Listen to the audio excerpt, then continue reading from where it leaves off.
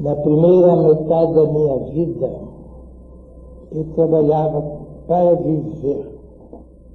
Na segunda metade da minha vida, eu vivo para trabalhar. Quer dizer, na primeira parte da vida desse homem,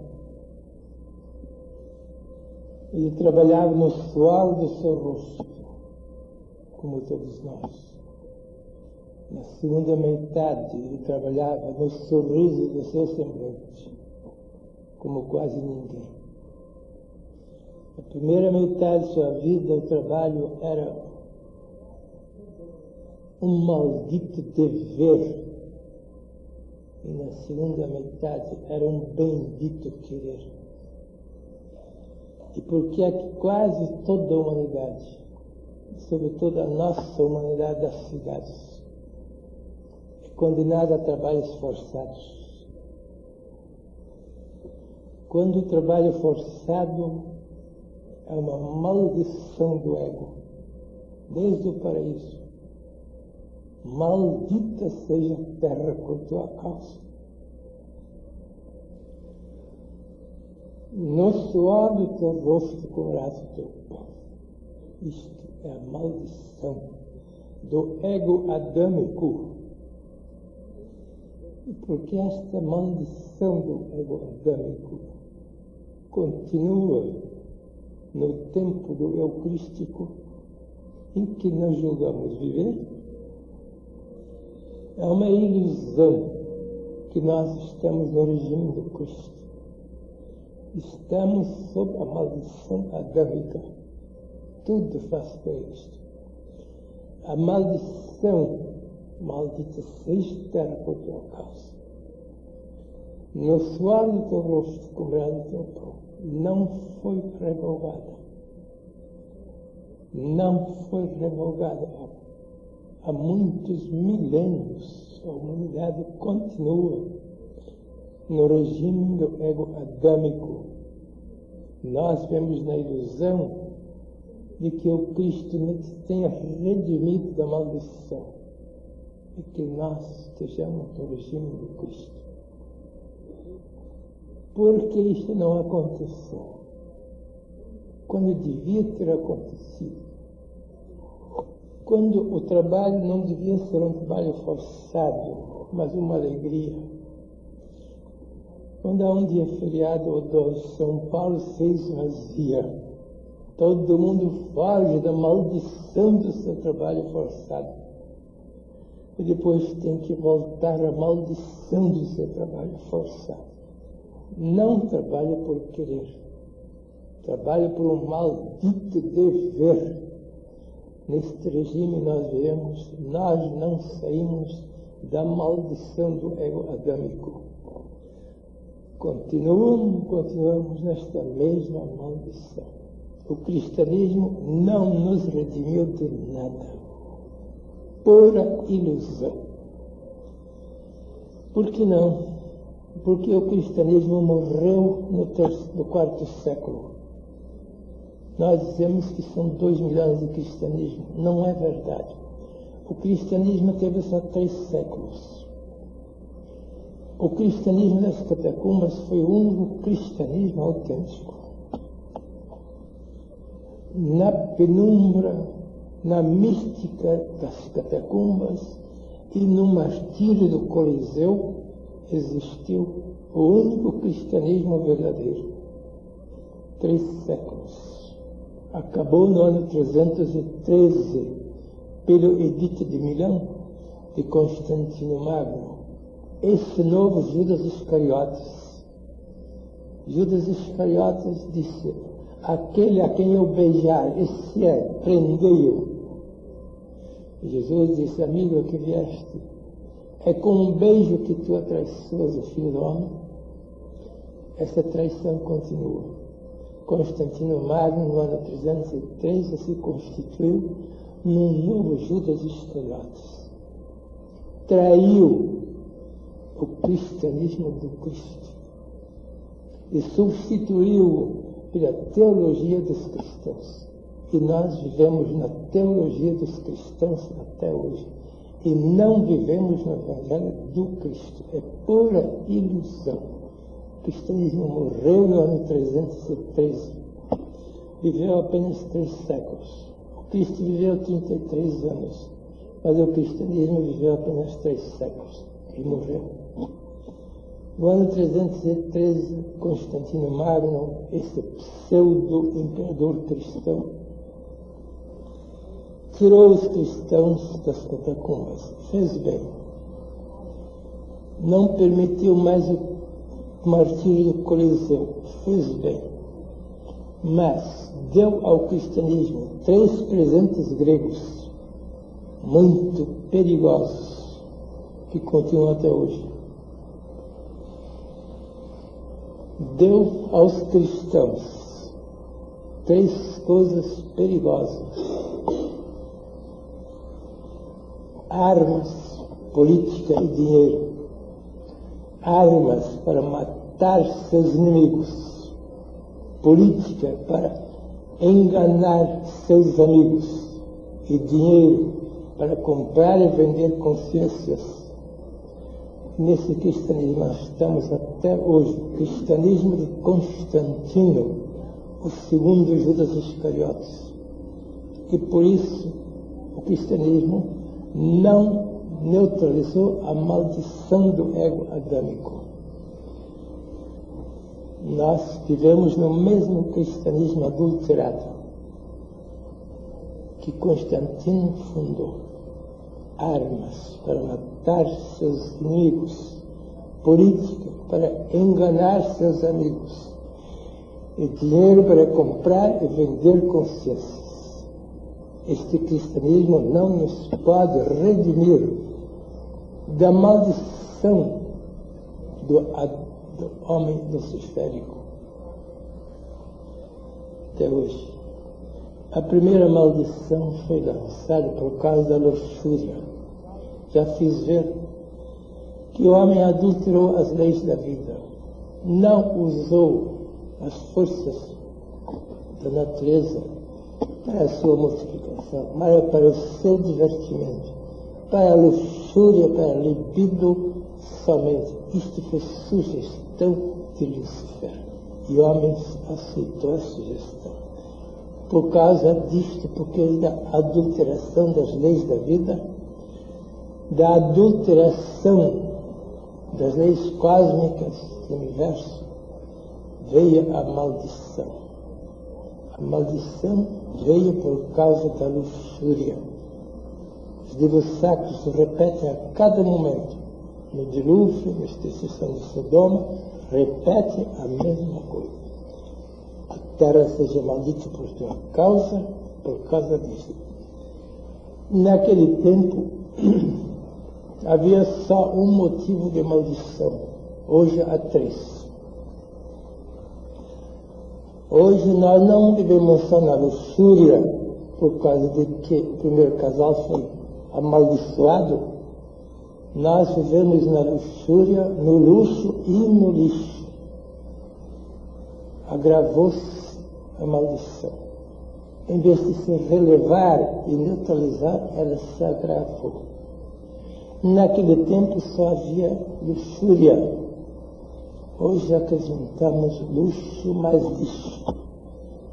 O luxo das riquezas e o lixo da nossa sociedade de hoje. Agravou-se a situação. E a humanidade está pronta para ser destruída, como dizem os videntes. A luxúria era inicial. Não havia ainda luxo. Luxo é da riqueza abusada. Não podeis servir a 2 senhores. A Deus é o dinheiro. Isto é luxo. E nós estamos nesse luxo, acrescentamos o luxo à luxúria. E modernamente entramos na terceira maldição, lixo social.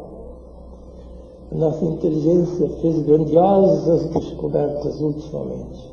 Grandiosas descobertas nas leis da natureza. Construímos o cinema, o rádio e a televisão. Grandiosas descobertas da nossa inteligência. Mas não soubemos dar nenhum destino a essas descobertas. Nenhum destino moral, nenhum destino espiritual, nenhum destino ético, nem ao cinema, nem ao rádio, nem à televisão. Todas estas grandezas da inteligência estão a serviço do mal. 99% de tudo que o cinema, rádio e televisão apresentam é lixo. Lixo, lixo e mais lixo. Não somos capazes de dar um destino decente às nossas invenções. A inteligência progride a passos de gigante e a nossa consciência se rasteja com uma lesma no chão. A ciência progride e a consciência não progride. E por isso é que estamos nessa situação. A ciência nos deu cinema, rádio e televisão. A consciência não sabe nada o que fazer com isto. Estão vendo em que situação nós estamos? Luxúria, luxo e lixo. Este é o ambiente da nossa humanidade hoje. É de veras estranho que desde o início da humanidade a maldição lançada à luxúria, que naquele tempo era o único mal da humanidade, perdura até hoje. E perdura precisamente no Ocidente cristão, chamado cristão, que o cristianismo em nada melhorou a situação, porque nós não estamos no cristianismo. Nós não vivemos no cristianismo do Cristo segundo Mateus, Marcos, Lucas e João. Não. Esse cristianismo acabou no ano 313. Nós vivemos no cristianismo do Evangelho segundo Judas Iscariotes. Esse começou no quarto século. Aquele a quem eu beijar, esse prendei-o. Esse é o Evangelho segundo Judas Iscariotes. Fingiu ser amigo do Cristo e com um beijo jogou o Mestre às mãos de seus inimigos. É exatamente o que nós estamos fazendo há séculos, desde o quarto século. Nós não somos ateus, nós não somos contra o Cristo. Nós fazemos sermões bonitos a favor do Cristo. Nós escrevemos livros bonitos a favor do Cristo. Fazemos poesias lindas a favor do Cristo. Beijos de Judas. Aquele a quem eu beijar, esse é o tal. Prendei-o, matar. Nós estamos fazendo isto. Vamos ser sinceros e não dizer que nós somos discípulos do Cristo. É a maior mentira. Judas Iscariotes também era discípulo do Cristo. E apesar disto, ou por isso talvez mesmo, ele jogou seu mestre às mãos dos inimigos. Nós estamos repetindo a mesma sabotagem de Judas Iscariotes. E vamos neste retiro convencer-nos de que isto é verdade. A nossa vida não concorda com as nossas palavras.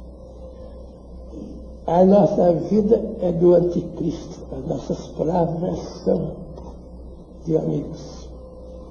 Por detrás dos bastidores das nossas palavras elogiosas, atraiçoamos o Mestre. É com um beijo que tu atraiçoas o Filho do Homem. Melhor teria sido não ter nascido.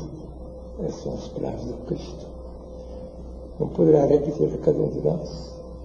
Com um beijo tu atraiçoas o Filho do Homem. Melhor te fora não teres nascido. Qual é a nossa traição? A nossa traição agora não é mais uma, são três pelo menos. Luxúria, luxo e ultimamente lixo.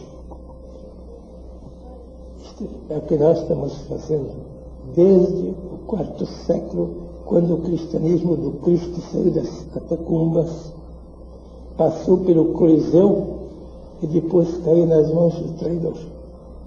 Desde 313 nós não estamos mais no cristianismo. Ao menos não estamos na cristicidade do Cristo. Estamos num cristianismo bastardo, completamente adulterado. Porque a nossa vida não corresponde aos ideais do Cristo. Vejamos somente a primeira maldição, que foi lançada por causa da luxúria, da perversão das leis da natureza. Nós não continuamos na mesma luxúria? Na mesmíssima luxúria. Não há a menor diferença. Vivemos para a luxúria, vivemos para a libido. Cristãos.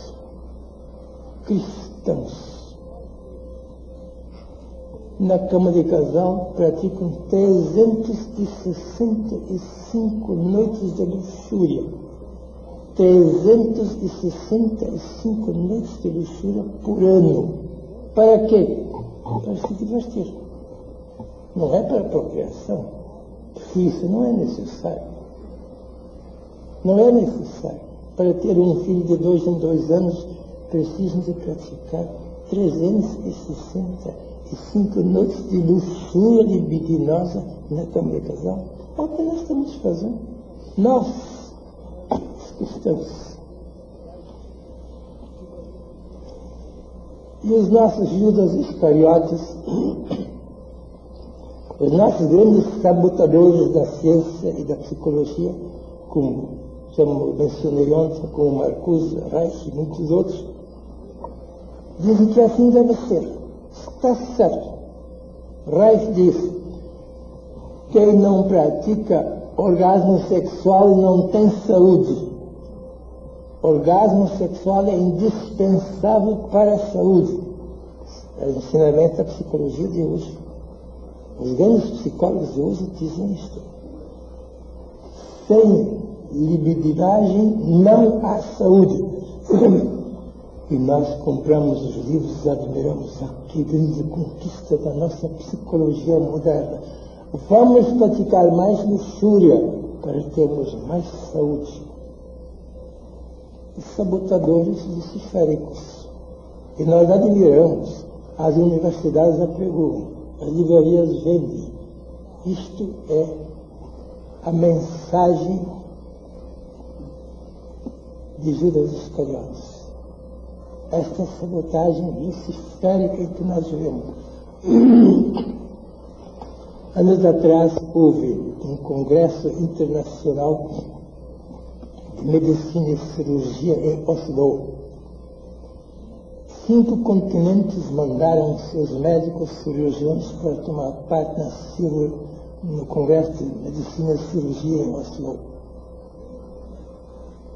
No fim do congresso, os médicos e os cirurgiões se reuniram para estabelecer algumas teses permanentes. Dezenas de teses foram apresentadas e só 4 teses foram aceitas por todos os médicos, por todos os cirurgiões do Congresso de Oslo. Entre estas 4 teses, unanimemente votadas pelo Congresso, figura a seguinte: nós, os médicos e cirurgiões do Congresso Internacional de Oslo, declaramos que não conhecemos nenhuma doença que tenha vindo da abstenção sexual. Está lá, entre as 4 teses votadas. Nós não conhecemos nenhuma doença provinda de abstenção sexual completa. Isto os médicos declaram unanimemente. E que os nossos charlatães apregoam hoje em dia.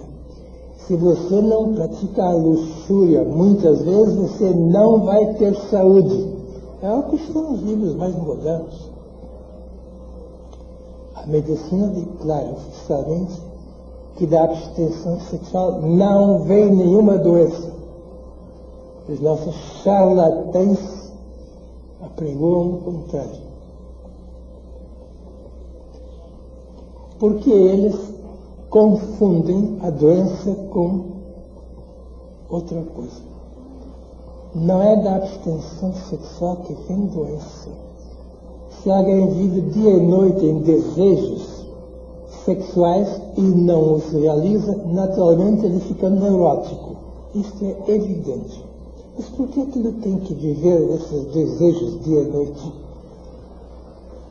Não é por causa da abstenção que ele fica doente, mas por causa dos seus desejos neuróticos não realizados. Por isso, ele cria um complexo de doença. Mas não é culpa da abstenção. Quer dizer, oficialmente, a medicina reconhece que não há nenhuma doença provinda da abstenção sexual completa. Acrescentam os médicos de Oslo.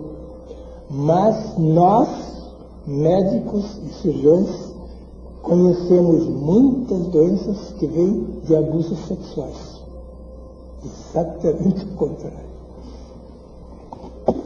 A maldição foi lançada no paraíso por causa do abuso do sexo e não por causa do sexo, já o disse. E é estranho que hoje em dia nós somos invadidos por mensageiros orientalistas. O Brasil está cheio de gurus de toda a espécie. Podem dizer muitas coisas estranhas que nós não aprovamos, mas há certas coisas em que eles têm razão. Todos os mestres orientalistas têm seus estatutos para a nossa rapaziada de hoje. Nos estatutos de todas as sociedades orientalistas figuram 2 pontos admiráveis, sobretudo nos estatutos daquele tipo do Hare Krishna. Figuram o quê? Figuram os seguintes tópicos. Pessoas solteiras devem abster-se completamente de qualquer relação sexual. Está lá nos estatutos do Hare Krishna e de outros. Pessoas solteiras, não casadas, não devem praticar nenhum ato sexual. Isso está nos estatutos. Outro ponto que está nos estatutos. Para os casados, mandamos que pratiquem ato sexual só uma vez por mês para procriação. Está lá nos estatutos. Nos dias mais favoráveis para a concepção. Está lá nos estatutos do pessoal que nos vem do Oriente. Parece que a luz vem mais uma vez do Oriente. Diz o provérbio ex oriente lux, que do Oriente vem a luz. Nós, os cristãos, agora temos que aprender outra vez dos pagãos, como já tantas outras vezes. Declaram que pessoas solteiras não devem entregar-se a usos sexuais.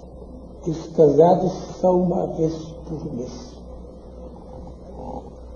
Mahatma Gandhi compreendeu isto. Aos 40 anos ele combinou com a esposa dele, quando eram pai e mãe de 4 filhos, daqui por diante nós vamos abster-nos do uso do sexo. Porque não queremos mais procriar, e para que é que nos revolvemos em cama de casal noites inteiras só para gozar da libido sexual? Isto é uma escravidão, dizia Mahatma Gandhi. Eu não posso libertar a Índia da opressão britânica, porque não me libertei ainda a mim mesmo, ele disse. Eu me tenho que libertar a mim da libido, e depois eu vou libertar a Índia dos ingleses. Assim disse Mahatma Gandhi, quando tinha 40 anos, ainda em plena virilidade. Ele o fez. Viveu ainda 39 anos até ser assassinado. Com 79 anos foi assassinado. Isto faz um pagão.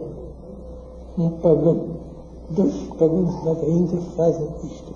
Compreendem que o sexo não é para divertimento, que é para procriação e não para luxúria, não é para idolatria da libido.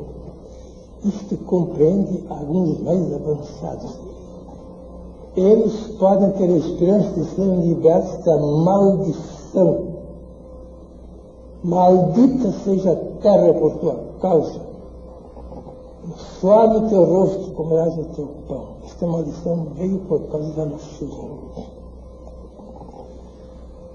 É tempo para nós redescobrirmos o cristianismo. Não o nosso cristianismo teológico adulterado, que permite todos os abusos.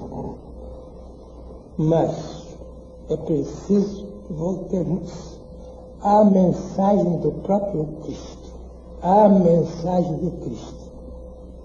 Estamos quase no fim do 2º milênio do tal chamado cristianismo, que foi o maior malfeitor da humanidade até hoje. Eu digo isto abertamente. Nunca nenhuma parcela da humanidade cometeu tão grandes crimes e aprovou tamanhos erros como o nosso cristianismo teológico. Foi o grande malfeitor da humanidade. Consagrou os erros mais funestos. Estragou a humanidade do Ocidente. E é tempo para nós voltarmos às origens do cristianismo, ao cristianismo dos primeiros séculos, quando o evangelho de Judas Iscariotes ainda não tinha prevalecido. Com um beijo tu atraiçoas o Filho do Homem. Aquele a quem eu beijar, esse é o tal, matai-o. É que nós, os cristãos, estamos fazendo isto. Desde o 4º século estamos fazendo política de Judas Iscariotes. Louvamos o Cristo. É claro que louvamos, porque nós somos cristãos, não somos ateus. Por detrás dos bastidores renegamos o Cristo com a nossa vida. Não seria bom que o cristianismo em peso fizesse um exame de consciência nesse sentido? Bem, hoje se pratica muito meditação. Milhares de pessoas fazem meditação. Como é que se pode fazer meditação sincera e retiro espiritual, continuando a renegar o Cristo? É o que estamos fazendo. Nós queremos camuflar a nossa apostasia do cristianismo. Queremos camuflar o nosso anticristianismo com aparências de cristianismo. Uma tremenda hipocrisia e insinceridade. Enquanto a nossa vida não concordar com os ideais do Cristo, podemos fazer quanta meditação quisermos e quanto retiro espiritual quisermos. Não adianta nada. Tudo isso de beijo de Judas Iscariotes. E temos que chegar uma vez a uma completa sinceridade com a nossa própria consciência. É muito difícil a gente ser sincero consigo mesmo. É muito mais fácil ser sincero com os outros. Mas é terrivelmente difícil sermos sinceros conosco mesmos. Porque o nosso ego nos atraiçoa. O nosso ego nos diz: tu não és tão mau. Tu fazes retiro, meditação, tu és um cristão muito decente. Isto diz o nosso ego adâmico para disfarçar as suas maldades. Mas o nosso eu crístico nos põe diante do tribunal da consciência. Não, tu não és discípulo de Cristo. Palavras não resolvem, atos não resolvem. O que resolve é a tua própria vida permanente. E como é a tua vida permanente? Não vives na luxúria, não vives no luxo e não vives no lixo. É claro que nós vivemos na luxúria, no luxo e no lixo. Luxo é o excesso de conforto material. Conforto não é luxo. Conforto é necessidade. E ninguém condena o conforto. Agora, quando o conforto passa das marcas e degenera em confortismo, como quase todos nós, isto é luxo. Luxo. Mahatma Gandhi chegou a dizer o seguinte, escreveu na sua autobiografia: se alguém conserva em sua casa algum objeto de que ele não necessita e que fazem falta aos outros, esse é ladrão. Quantos ladrões havia por aqui? Mahatma Gandhi chegou a dizer isto. Por que nós subtraímos objetos aos outros que precisariam disto e nós fazemos luxo de objetos que aos outros fazem falta? Ladroeira, latrocínio, diz Mahatma Gandhi. Uns poucos sinceros sempre existem ainda entre nós. Mas o grosso da humanidade cristã não compreende isto. Continua a viver na luxúria, no luxo e ultimamente no lixo. 99% dos nossos programas de cinema, rádio e televisão são lixo pernicioso. Nós sabemos disso. Porque a nossa consciência não anda com o mesmo passo da nossa ciência. A ciência vai avante e a consciência fica atrás. Neste regime nós estamos vivendo e por isso está justificada a maldição. Eu perguntei no princípio, por que a maldição, maldita seja a terra por tua causa, suave o teu rosto como o teu pão? Por que isto continua e não foi neutralizado? Nós não permitimos a neutralização da maldição. Nós somos os piores obstrutores desta maldição, desta revogação. Vivemos num nevoeiro de ilusão. Nós nos iludimos sobre nós mesmos. Queremos fazer crer aos outros e finalmente a nós mesmos, autodecepcionados, autoiludidos. Queremos enganar a nós mesmos que nós não somos tão maus, porque nós fazemos isto e fazemos aquilo. E o principal não é feito. A nossa vida diária de 24 horas por dia, 365 dias por ano, não está dentro dos moldes da mensagem do Cristo. Não está. O grosso do cristianismo ocidental renegou o Cristo e continua a renegar o Cristo. Pela luxúria, pelo luxo e pelo lixo. 3 idolatrias no panteão da nossa vida. 3 ídolos que nós consideramos sagrados, intangíveis, no panteão da nossa luxúria, do nosso luxo e do nosso lixo. Não nos admiremos que a maldição continua. A maldição só pode ser neutralizada por nós. Deus não vai revogar a maldição, porque os culpados somos nós e o culpado tem que revogar a maldição que lhe foi lançada. Paulo de Tarso, no ano 58 da nossa era, quando ele estava em Corinto, hospedado no quarteirão dos operários, como ele disse, altas horas da noite, numa solidão tremenda, escreveu as seguintes palavras estranhas. Paulo de Tarso.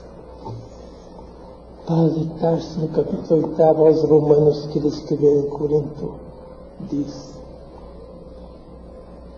toda a natureza, até a presente hora, toda a natureza geme. Imagina, os gemidos da natureza. Ele ouviu os gemidos da natureza. Até a presente hora, toda a natureza geme de sofredores de parto. Na expectação da revelação dos filhos de Deus. Os filhos de Deus ainda não foram revelados. Nós somos os filhos de Deus. Por isso, toda a natureza geme e está em dores de parto, porque os filhos de Deus ainda não se revelaram aqui na terra. Pois a natureza está sujeita à decadência, não por vontade própria, diz Paulo, mas por culpa daquele que a sujeitou. É claro que ele se refere à maldição. Maldita seja a terra por tua causa. Por isso a natureza geme e sofre dores de parto, porque não foi revogada a maldição que o homem lançou à natureza. Ela não é culpada dessa decadência, diz Paulo, mas por culpa daquele que a sujeitou a essa decadência, a este sofrimento. Mas, pois a natureza está sujeita a essa decadência da corruptibilidade, mas ele acrescenta, a natureza tem esperança de ser liberta da sua corruptibilidade. Quando nós, que já recebemos as premissas do Espírito, realizarmos a nossa filiação divina, nós, os homens, que já recebemos as premissas do Espírito, o sopro de Deus, quando nós realizarmos a nossa filiação divina, ainda não realizamos a nossa filiação divina, apenas recebemos a possibilidade de fazer as premissas do Espírito. E enquanto isto não acontecer, diz Paulo, a natureza toda continua a gemer e a sofrer dores de parto, porque nós não fizemos ainda nascer em nós a nossa filiação divina. Mas, quando nós realizarmos a nossa filiação divina, então a própria natureza será redimida dos seus sofrimentos. Que coisa estranha este é um momento de suprema visão, de cosmovisão, teve Paulo, quando ele escreveu estas palavras estranhas, fazendo ligação entre a nossa decadência moral e a decadência física de toda a natureza. E a natureza não se pode redimir enquanto nós não nos redimirmos. E ele chega a dizer, quando nós redimirmos o nosso próprio corpo, ele não fala da redenção da alma, fala da redenção do corpo. Quando redimirmos o nosso próprio corpo, então a natureza também será redimida da sua corruptibilidade e deixará de sofrer dores de parto. Isto se refere ao Gênesis, a maldição a que nós sujeitamos a natureza que não está em condições normais. Porque a natureza é a nossa inimiga. No suor do teu rosto comerás o teu pão. É porque a natureza é inimiga. Se a natureza nos fosse amiga, nós não precisávamos comer o nosso pão com trabalhos forçados. Podíamos comer o nosso pão no sorriso do nosso semblante.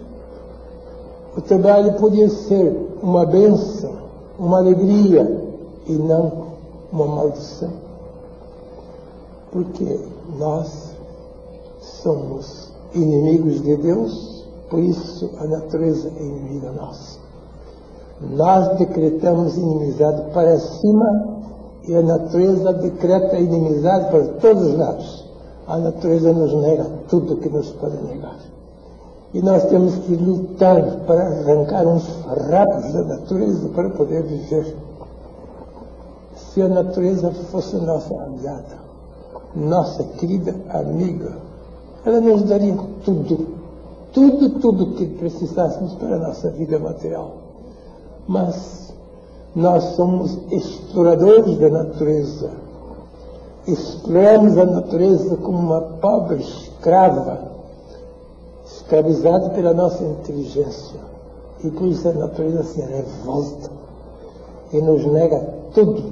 Não nos quer dar nada a não a muito custo de trabalho. Mas quando aparece um iniciado, ele diz: basta realizar o reino de Deus dentro de si e a natureza se torna amiga vossa. A natureza vos dá tudo o que é necessário. Não é preciso lutar para ganhar as coisas necessárias. Para que dizeis o que havemos de comer, o que havemos de beber, com que nos havemos de vestir? Não é necessário correr atrás disto. É necessário porque vós fizestes a natureza sua inimiga. Mas se realizardes o reino de Deus e sua justiça, diz o Mestre, então todas estas outras coisas serão dadas de acréscimo, de graça. Não com esforço como agora, mas vós não realizastes ainda o reino de Deus dentro de vós. E por isso a justiça da natureza não funciona. Ele faz depender a justiça cósmica da realização espiritual. A justiça cósmica funciona. A justiça cósmica é que dá os bens materiais da vida. Isto ele chama a justiça. Mas esta justiça cósmica não funciona. Enquanto nós não realizarmos o reino de Deus dentro de nós, o nosso ego não realiza o reino de Deus, somente o nosso eu. Enquanto não é a transição do nosso ego maldito para o nosso eu bendito, a justiça da natureza não funciona. A justiça da natureza é que nos dá os bens materiais com facilidade. Podemos trabalhar com gosto, mas só depois de realizarmos o reino de Deus. Então a justiça cósmica começa a funcionar. Nós vivemos ainda longe da justiça cósmica, porque vivemos longe da realização do reino de Deus. Há uma rigorosa correspondência entre uma e outra coisa. Quem realiza em si o reino de Deus pode ter absoluta certeza de ter todos os bens necessários sem grande esforço, porque a natureza de inimiga se torna nossa amiga. Quando nós deixamos de ser inimigos de Deus, a natureza deixa de ser nossa inimiga e se torna nossa amiga aliada. E pergunta: o que é que precisas de mim? O que é que preciso para a tua vida material? Eu te dou tudo com facilidade. Mas nós não estamos numa falsa relação com Deus e por isso a natureza está com uma falsa relação conosco. Aqui é uma correlação evidente entre nós e Deus, e a natureza e nós. E os grandes iniciados sabiam disto. João Goldsmith, em nossos dias, confessa: na primeira parte da minha vida, onde ele não tinha realizado o reino de Deus, ele tinha que trabalhar para poder viver. Na segunda parte, ele somente vive para trabalhar. Viva não por dever, trabalha não por dever, mas trabalha por querer, para fazer bem aos outros, e porque o trabalho é a lei da vida. Mas não a maldição do trabalho, a bênção do trabalho. Tudo depende da nossa mudança, da mudança interna nossa em face de Deus. Nós podíamos revogar a maldição adâmica e estabelecer a bênção crística, se o fizéssemos. Alguns o fizeram. Veja o caso de Dom Bosco, no século passado. Dom Bosco nunca teve nada em matéria de dinheiro e sempre fez bem à humanidade, gastando quantias enormes para proteger as crianças abandonadas da Itália, estabelecendo edifícios, comprando alimentos, dando dormida para eles, nunca andou atrás do dinheiro. Por que não? Tinha realizado o reino de Deus dentro de si. E a natureza lhe oferecia tudo. Misteriosamente, sempre vinha o necessário para ele levar adiante a sua grande missão. E muitos outros fizeram o mesmo. O próprio Cristo nunca trabalhou forçadamente. Não consta em nenhum trabalho forçado de Jesus. Nunca teve um emprego. Nunca comprou um terreno. Nunca comprou uma casa. E nunca morreu de fome. E nunca pediu esmola. Os nossos dizem, mas se eu não fizer isto que estou fazendo, ou eu morro de fome, que eles não querem, ou eu vivo de esmolas, que também não querem. Os iniciados não mandaram morrer de fome. E não mandaram pedir esmola. Cristo nunca pediu esmola. E nunca mandou seus discípulos pedir esmola. Mandou somente fazer uma coisa muito maior do que isto. Realizar o reino de Deus. Realizai o reino de Deus. E vereis que toda a natureza muda de atitude para convosco. Através da justiça cósmica, ela cuidará de vós. Mas é preciso revogar a maldição, porque a maldição pesa sobre a natureza por causa de nós, diz Paulo de Tarso. Se nós realizarmos a nossa filiação divina, então a natureza se nos tornará amiga e deixará de gemer e deixará de sofrer dores de parto, porque ainda nós não realizamos o nosso verdadeiro destino humano. Há uma simbiose misteriosa entre o homem e a natureza, ou uma antibiose inimiga ou uma simbiose amiga. E nós podemos fazer isto, reconciliando-nos definitivamente com Deus. A natureza se reconcilia conosco. Mas a reconciliação com Deus não são palavras, também não são atos isolados. É uma atitude permanente da nossa vida. Isto é reconciliação com Deus. Estamos aqui para tratarmos seriamente da nossa reconciliação com Deus.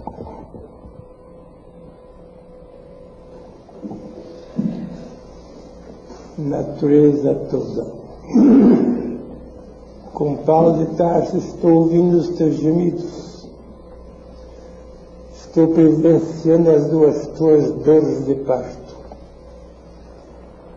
Porque nós, que recebemos as primícias do Espírito, o sopro de Deus, não realizamos ainda a nossa filiação divina. Por isso que tu está sujeito à decadência e à corruptibilidade. Não realizamos ainda a nossa filiação divina. Porque os nossos canais estão obstruídos pela luxúria, pelo luxo e pelo lixo social. Natureza de Deus. Os teus gemidos e as tuas dores de parto são um terrível exame de consciência para cada um de nós. Começamos a compreender, porque tu és nossa inimiga, porque nós não somos amigos de Deus, talvez por palavras, mas não pela nossa vida. Hoje, quero iniciar a desobstrução dos meus canais que me separam da filiação divina, para que tu cesses de gemer e tu cesses de sofrer dores de parto pelo nascimento dos filhos de Deus.